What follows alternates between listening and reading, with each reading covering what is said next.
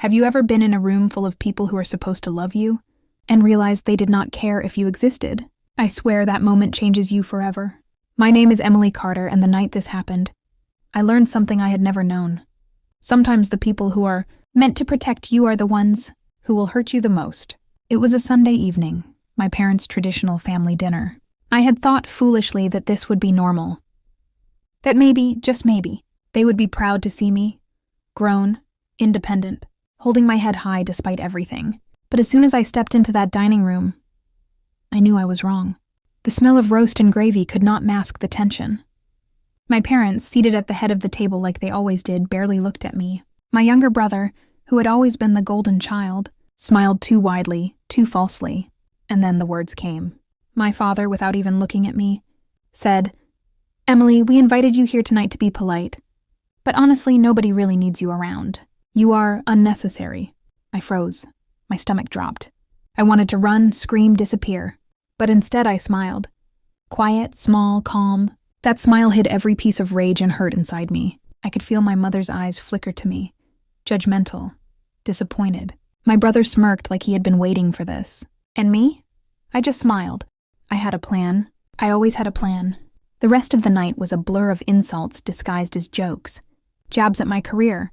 Digs at my appearance. Subtle comments about how my friends were losers, and how I would never marry someone good enough to join this family. Every word felt like a punch, every glance a knife.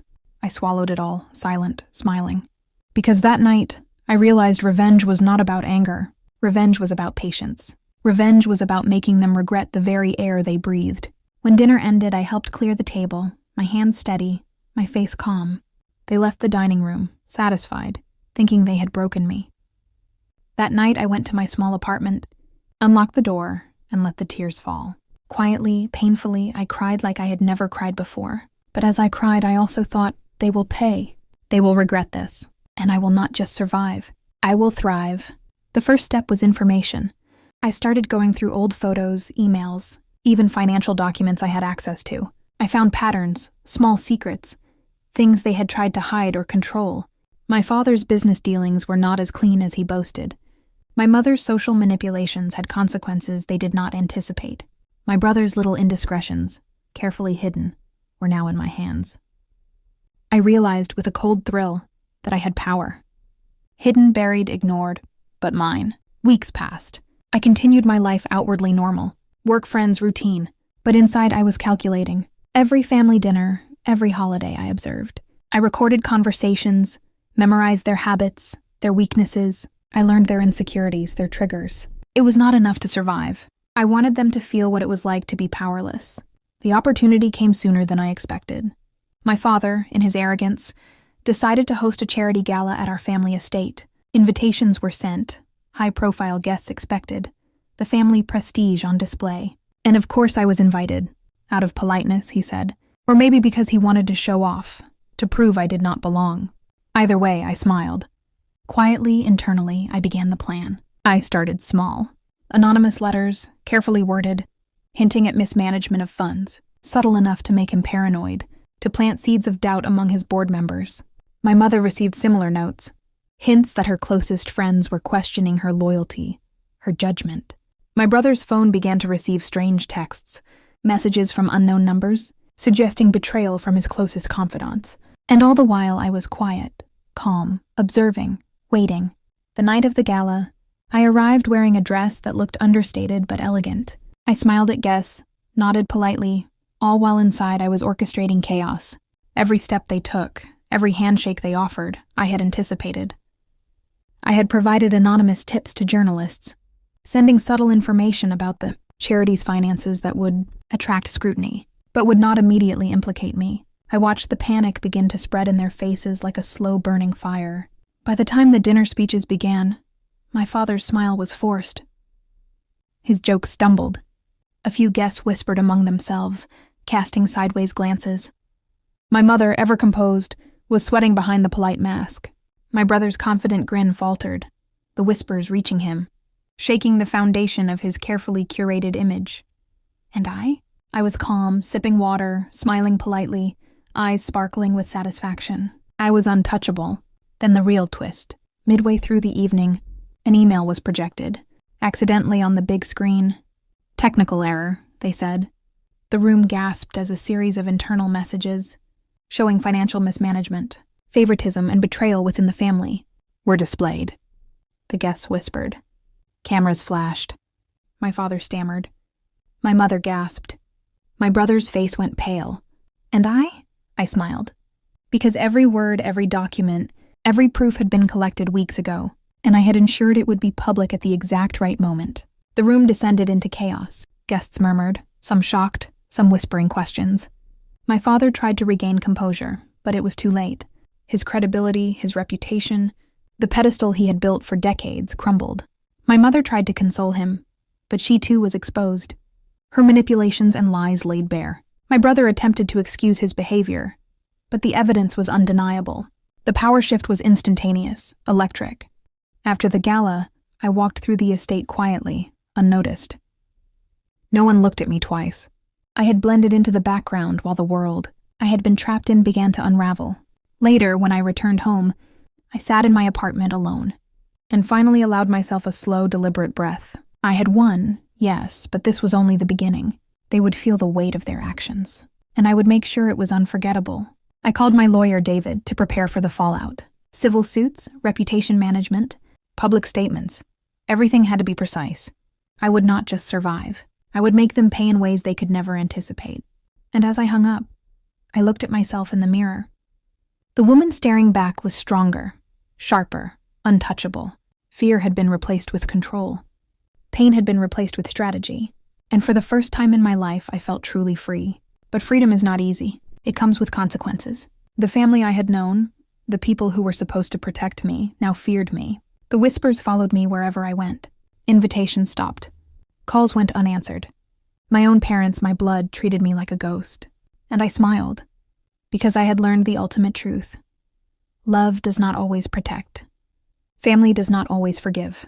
But knowledge, patience, and precise action, that is power. The real game began when I realized they were not done. My father, stubborn and prideful, tried to regain control by publicly attacking me in a local newspaper. Lies, manipulation, attempts to tarnish my name. I had anticipated this. Press releases, legal injunctions, interviews. Every move I countered before it even happened. My mother attempted to charm her friends into social isolation, claiming I had gone insane. My brother tried subtle sabotage at work, but I had planned for everything. Every attack was another chance to document, another chance to strengthen my position.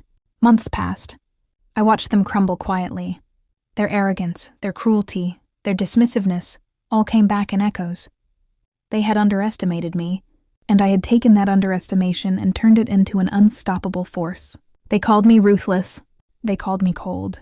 They whispered behind my back.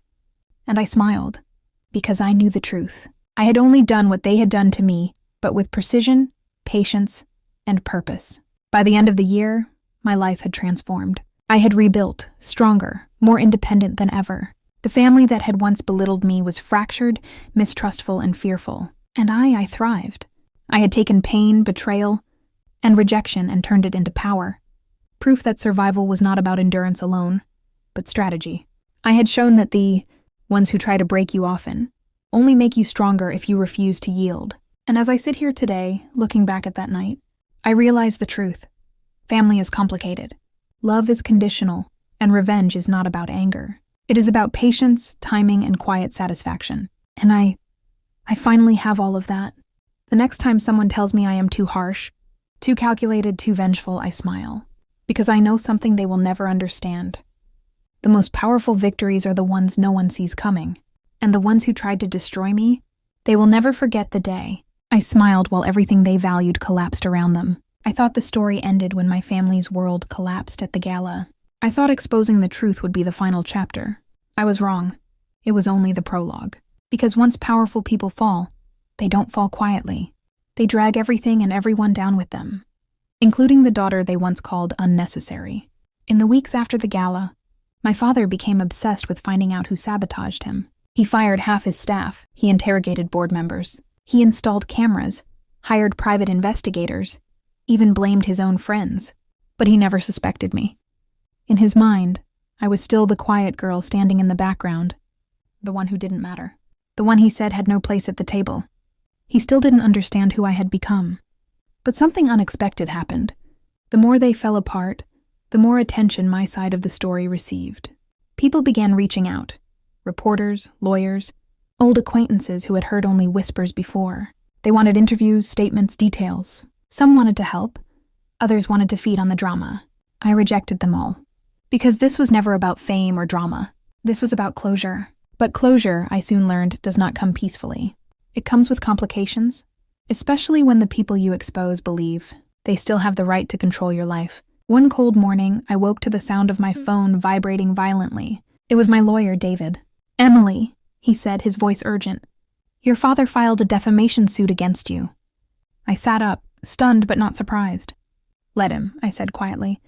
"This is serious," David warned. "He's accusing you of leaking confidential financial documents.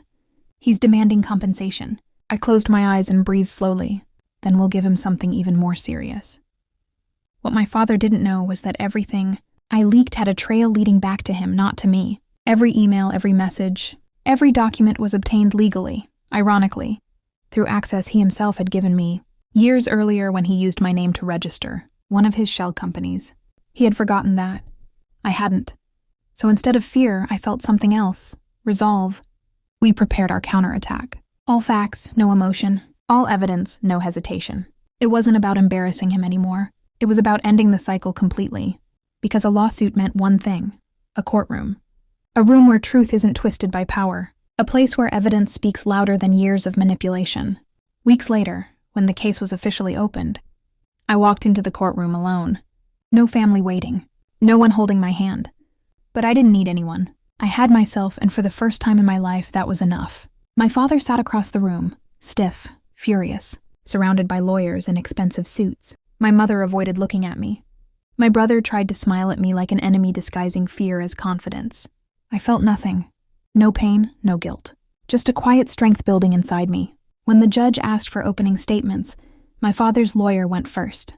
His speech was full of drama, claims that I was unstable, vengeful, emotionally unwell, that I had always been jealous of my brother, resentful of my parents, desperate for attention. He painted me as a villain in a story I never asked to be part of. Then it was David's turn. Calm, cold, precise. "We will present documented communication, showing that Mr. Carter himself granted access to the files in question. We will also provide evidence that every public disclosure resulted from journalistic investigations, not our client. And lastly, we will show a pattern of emotional mistreatment and manipulation that explains the motive behind Mr. Carter's attempt to silence his daughter." The courtroom shifted. Whispers filled the background. My father's jaw tightened. My mother blinked rapidly, guilt flickering across her face. My brother looked down. Finally, it was my turn to speak. The judge nodded to me. "Miss Carter, you may take the stand." I walked confidently, every step steady. When I sat down, I felt the weight of years pressing against my chest.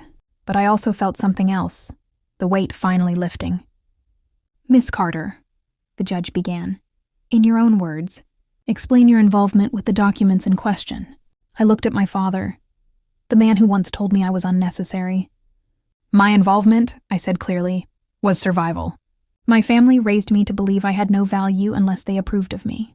They dismissed me, humiliated me, isolated me. But eventually, I learned that silence only benefits the ones doing the hurting. So no, I didn't leak anything. But yes, I gathered evidence. Because for once in my life, I needed to protect myself." My voice did not shake, not once. When I finished speaking, the judge studied me with a long, thoughtful gaze. My father stared at me like he was seeing me for the first time. Not as his daughter, but as a threat. And he was right. The hearing continued for months. Motions, paperwork, testimonies. During this time, something unexpected began happening. Friends I hadn't spoken to in years reached out. People who had once stayed silent about my family's cruelty finally apologized. Even strangers sent messages of support. But most surprising was someone I never expected to hear from. My aunt, my mother's estranged sister. She called me one evening, her voice soft but trembling. "Emily," she said, "I should have protected you."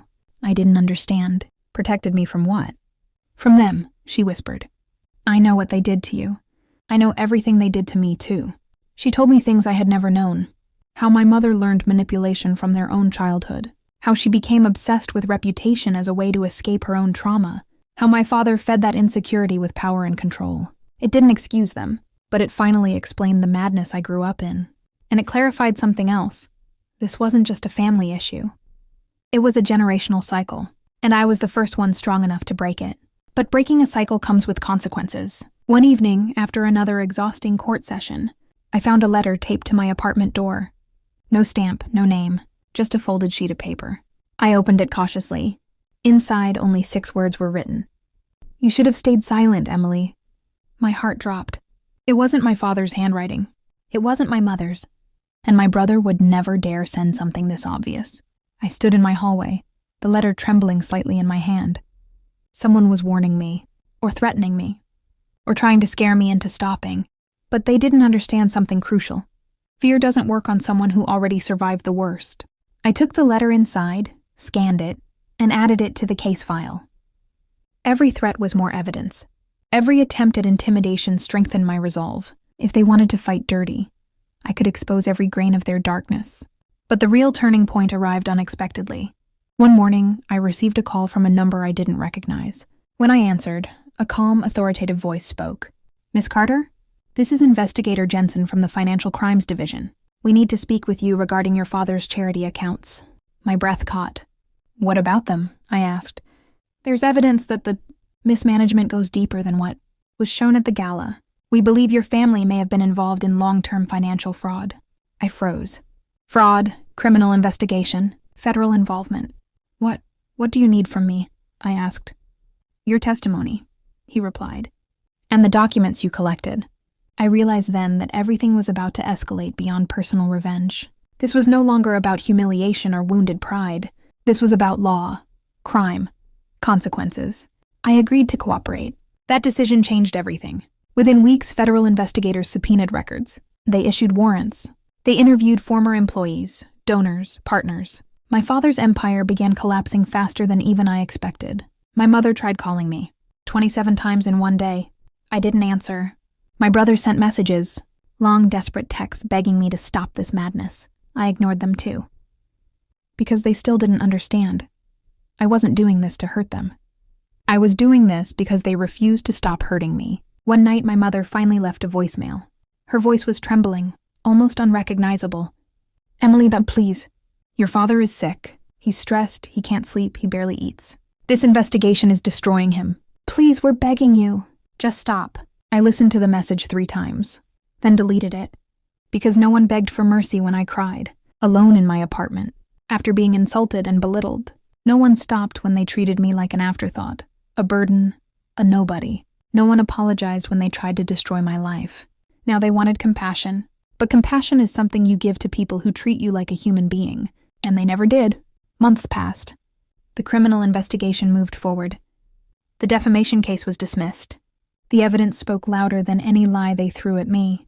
Then one morning, David called again. "Emily," he said gently, "it's over." I didn't understand. "What do you mean?" "There will be no more hearings. No more cases. The investigators informed us this morning. Your father has agreed to a plea deal." I felt something shift inside me. "A plea deal?" I whispered. "Yes," David said. He accepted responsibility for the financial crimes. In exchange, they reduced the charges. I sat down slowly, absorbing the words. "He admitted guilt," I murmured. "Yes. My father, the man who lived by pride, the man who believed he was untouchable, the man who once told me I was unnecessary. He finally admitted he was wrong." I didn't feel joy. I didn't feel triumph. I didn't feel revenge. I felt peace. For the first time in my life, I felt free. A few days later, I visited the old family estate one last time. Not to gloat, not to confront, just to close the chapter. The house was quiet, empty, cold. The walls felt smaller, the rooms darker. Memories echoed everywhere. Painful ones, forgotten ones, ones I no longer feared. I walked into the dining room, the same place where my father told me I was unnecessary, the same place where my life fell apart and rebuilt itself. I stood there in silence, and then I spoke quietly to myself, not to them. "I was never unnecessary. You simply never saw my worth." I turned off the lights, walked out, and closed the door behind me. I didn't look back. Today my life is rebuilt. Not perfect, not magical, but mine, completely mine. I have a home free of fear, a career shaped by my own choices, friends who treat me with respect, and a peace that no one can take away. My family, they are strangers now. People I once knew, people I survived. And whenever I think about them, I remember a single truth. The moment you stop begging for love, you start discovering your power. The moment you stand up alone, you stop living in the shadows of those who tried to break you. And the moment you choose yourself, your whole life changes. This is not just a story of revenge. It is the story of becoming untouchable. And I'm finally free.